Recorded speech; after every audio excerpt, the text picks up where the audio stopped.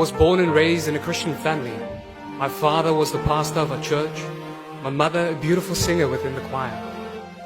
From a very young age, I've been nurtured by the names of the prophets, from Abraham and his sons to Noah upon his ship, Moses with his remarkable courage to guide his people to safety. It was from this very young age that I was met with a burning desire to follow in my father's footsteps, to become a religious leader.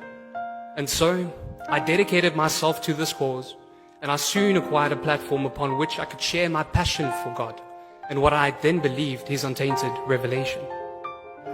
As I reached my mid-20s, I was met with a position within the church where I could share all this, where I could be a youth leader for my church itself. And as my independence grew, religious freedom took hold. I started asking questions to my religious leaders which were often left unanswered. It was during this time that my mother also started reading more regarding Islam, and she eventually embraced Islam. What happened upon her journey is that she wanted to write an article for a local magazine regarding Hajj.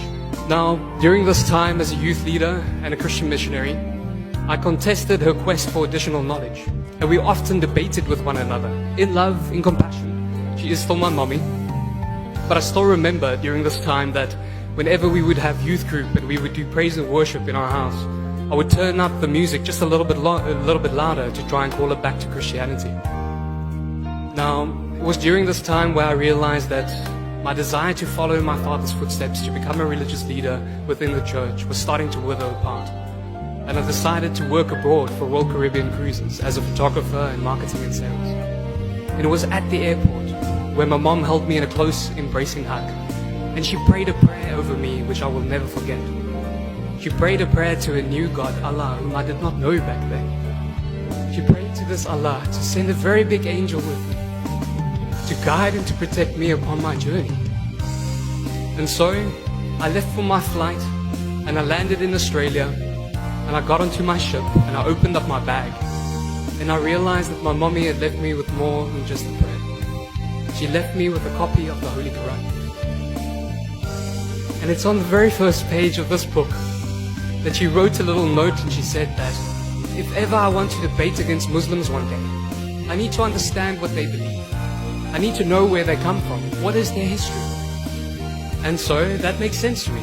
And with the love that I have for my mom within my heart, I dedicated myself to reading at least one page every evening. One page soon turned into two into three, and I found myself completing the Quran from cover to cover. This is, brothers and sisters, where my spiritual battle began. A battle which left my heart and my mind and my soul torn.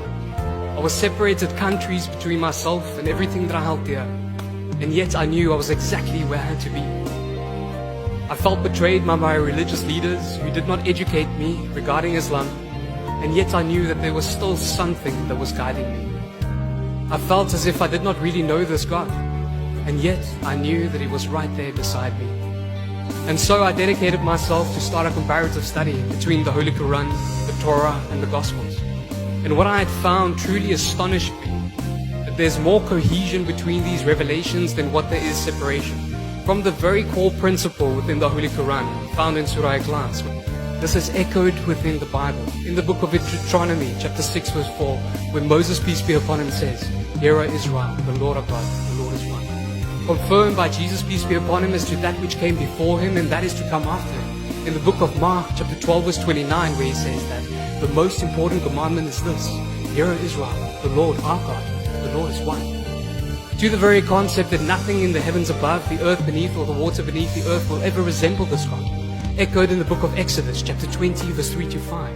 And confirmed by Jesus, peace be upon him, as he stands before his followers, the Pharisees and his disciples, and he says that you've never heard the voice of God, neither have you ever seen his shape.